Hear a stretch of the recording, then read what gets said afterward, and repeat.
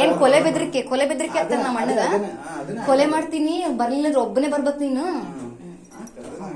ಅವ್ರು ಬರ್ಬೇಕು ಅವ್ರು ರೆಕಾರ್ಡಿಂಗ್ ಅದಾವಲ್ಲ ಅದೇ ಪ್ರೂಫ್ ನಮಗೆ ಈ ವಾಯ್ಸ್ ಮಾತಾಡಕ್ ಸಮಾಧಾನದಿಂದ ಮಾತಾಡಿದ್ರೆ ಕೇಳಿಸ್ಕೇನೋ ಅಷ್ಟು ಪೇಷನ್ಸ್ ಇಲ್ಲ ಅಂದ್ರೆ ಏನು ಮಾಡಕ್ಕಾಗಲ್ಲ. ಕೇಳಿದ್ರೆ ಹೇಳ್ಬೋದು, ನಾವೇನ್ ಮಾಡೋಣ.